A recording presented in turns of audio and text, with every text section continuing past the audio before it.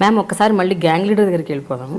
Gang లీడర్లో మీరు act చేసిన తర్వాత అల్లు రామలింగయ్య గారితో, అలాగే వాళ్ళ కుటుంబంతో, ఈవెన్ చిరంజీవి గారితో, వాళ్ళ ఫ్యామిలీతో మీకు అప్పటి నుంచి అసోసియేషన్ స్టార్ట్ అయింది. అండ్ ఇవాళకి కూడా I heard that you very very close friends to their family.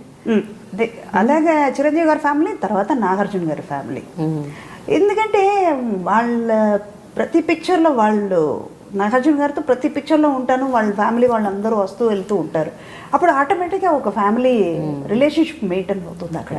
ఇప్పుడు సుశీల గారు వస్తారు, సుమన్తో వర్క్ చేస్తారు. సుశీల గారు వచ్చేటప్పుడు సుశాంత్, ఆటోమేటిక్గా ఫ్రెండ్షిప్ పెరుగుతుంది. అలాగ ఫ్యామిలీ ఒక గెట్ టుగెదర్, మన ఇంట్లో వాళ్ళు రావడం, వాళ్ళ ఇంట్లో ఏమన్నా ఒక ఫంక్షన్ ఉంటే మనం వెళ్ళడం, ఒక ఏమంటారు అది ఇంటిమెసి పెరుగుతుంది అక్కడ.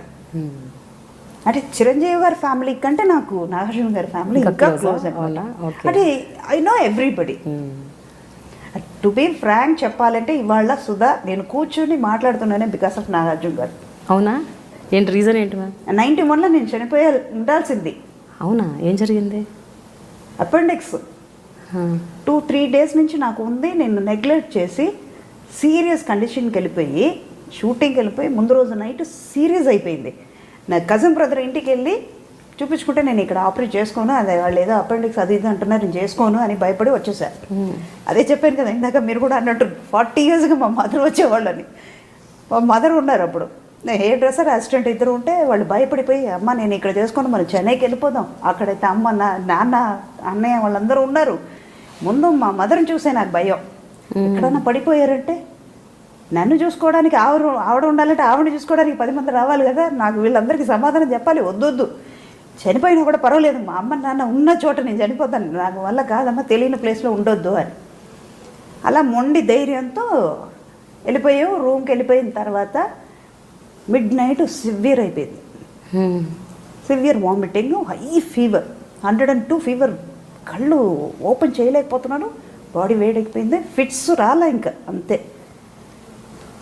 నైట్ అమ్మ ఫోన్ చేసి పక్కన చంద్రమోహన్ గారి రూమ్కి ఫోన్ చేసి, ఇలాగ అండి ఏమన్నా ఇలాగా ఉంది అంటే, చూద్దాం అమ్మ మేనేజర్కి ఫోన్ చేసి చెప్తాను. అప్పుడు అంటే అంత తెలియదు కదా వీళ్ళని అడగాలి అది ఇది.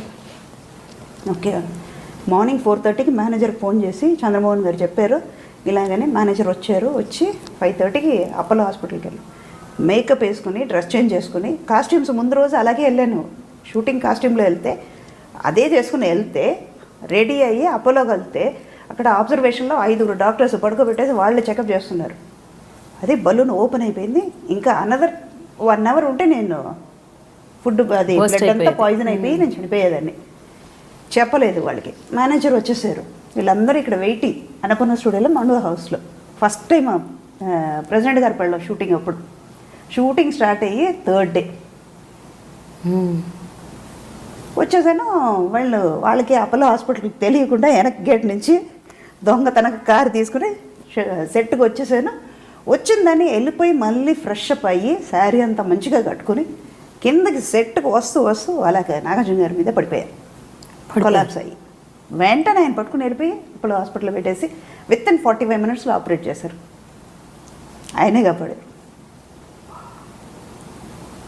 లేకపోతే మై గాడ్.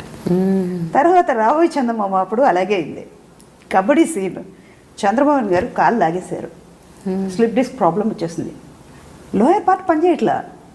బెడ్షీట్లో అలా కొలాప్స్ అయి పడిపోతే వెంటనే బెడ్షీట్లో పెట్టేసి బెడ్ మీద వేస్తారు. డాక్టర్ పిలిచారు.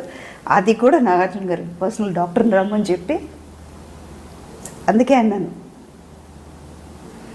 నిజమే, నా గాడ్ గిఫ్ట్ అంటే నా లైఫ్ గాడ్ ఈయన ద్వారా వచ్చి చేపించారు.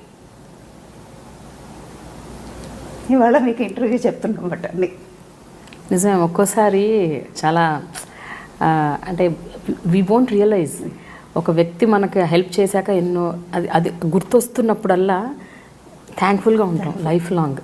ఆ గ్రేట్నెస్ ఉంటే చాలు మనకి. ఎందుకంటే దేవుడు ఏదో విధంగా మనకి హెల్ప్ చేస్తున్నాడు. డైరెక్ట్గా వచ్చి చేయట్లా, ఏదో విధంగా చేస్తున్నారు కదా. అందుకే నాగార్జున గారు అంటే నాకు అందరికంటే ఒక ఎక్కువ